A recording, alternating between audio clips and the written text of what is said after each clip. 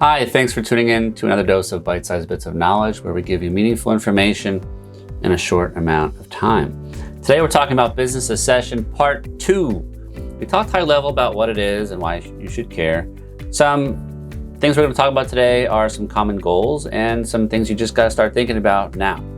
So to start, common goals that we see when we're talking about businesses, families that have a business, doesn't matter your age, doesn't matter the kind of business or really anything else. It's just, what are your goals? And everybody has different goals. So here's a list of some goals that we encounter in our practice. So the first goal is, I just want to retire. And I've not thought about anything else, about how it's going to happen. The business is going to close. Is it going to transition? That's it. Just want to retire.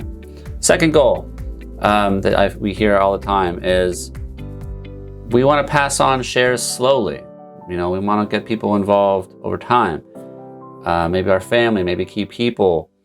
But that's kind of the end of it. They haven't really thought about it. The next one is, we want a transition, but we want to ease into it. Maybe as I retire, we'll downshift while the next generation steps in, which I like. It makes sense, but you got to think about how you're going to do that.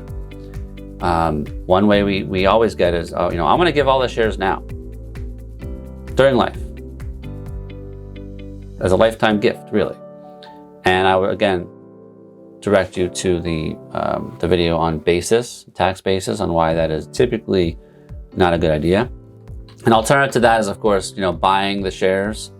Buy a person with whom you want the business to transition to, whether it's family or not. They can buy the shares, and that's a little bit of a better, tax standpoint. Alternatively, people say, I want to hold on to the shares as long as I live because I want the cash flow coming from it, and I want to give it to everybody on death. And that's fine. There's a tax benefit to doing so, but what happens on death? What's going to happen? How are you going to make that happen? What framework are you putting in place to make sure that we have the right people in the right places, do the right thing at the right time? An alternative is, people say, I want to sell the business immediately on death or disability. I want my family to have the money. But they're not thinking about the fire sale, the fact that a buyer's going to come in and see this completely discombobulated entity that just suffered a very tragic loss to key people or key person or more than one person, and they're going to swoop in for a deal. And that's not good for the family. It's not good for the estate. So we generally would advise against that, but it is what it is. If you don't plan, that's what's going to happen. Sometimes people come to us and say, I want to create an annuity for my family. I want my business to continue for a long time. And I want it to be continuing to operate while my family gets a little cash flow from it in the way of an annuity, kind of a passive cash flow. And that is certainly something that can be done, but it has to have the right framework in place, the right thoughtfulness in place. And the last attitude that we see, and the last goal that we see is, I don't care. I won't be here anymore. Let them deal with it. And that is what it is. People have that feeling. They just don't want to deal with it. They're going to let other people deal with it. But that's not the most effective, tax-optimized way to deal with it. Certainly, if you care about the business having any value to share with your family and the estate in the future. So what has to get done now? Start thinking about getting your documentation up to speed as soon as possible. We're talking about all your governing documents that we talked about in those prior videos, your employment agreements, your contractor agreements, your customer agreements, your NDAs. You want to get your IP in place. You want to have everything you can kind of in place and well documented. And of course, the operating agreements, for example, that govern the rights of the parties and how the parties will transition in combination, usually with a trust. That all has to be talked through extensively, which brings us to the next thing, which is you need to have CPA on the team to help deal with tax. We have a tax background, but we still work with CPAs regularly as the team sport concept, the trifecta of representation I always reference. It's just important to get everybody at the table. The other professional would be a financial advisor.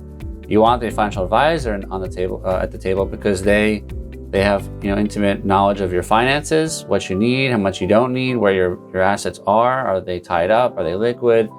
And they also can help with really important things like insurance, key man life insurance. If something happens to you, life insurance can help, fund the business or pay the key personnel to stay on at the salary that you were making to do the job. There's disability insurance, it could be lump sum or a monthly payout, very important. There's tax consequences of that to be mindful of as well.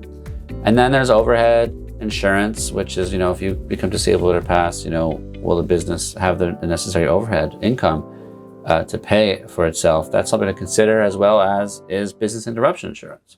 That was something that maybe people would have liked to have in the pandemic when they were forced out of the business by the disease as well as the government. So, having the right people at the table, having the right documents in place, the right planning, thoughtfulness, thinking it through. In the last video, we talked about key personnel and making sure that you have the right people, in the business, the right vision. They're vested. They have a reason to stick around and look after the business when you're gone, and that's all documented, memorialized now. And just again, I cannot overemphasize enough: systems. You want your business to be systemized as much as possible. You don't want the business should not be dependent on you. That's where your business value goes down a lot, because if you're not there, what really is the business? People are hiring you. Are they not hiring your business? Maybe your customer list, your intellectual property, some key personnel, maybe a website. But if you don't have a well-oiled machine, documented how that machine works, then I think that you're really severely limiting your business value to a buyer. And you're without all the documentation, all the insurance, all the everything in place, you're really making your business vulnerable to not being able to continue for certainly several generations. The statistics are very not good. The next generation businesses usually fail, and then certainly after the next generation after that, they fail even more. They're very eye-opening. So people are not doing this. They're not doing a good job at it.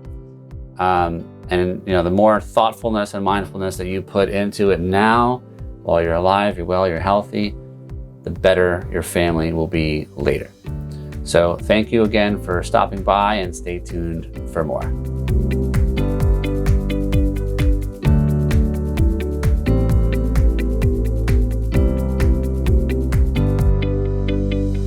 Hey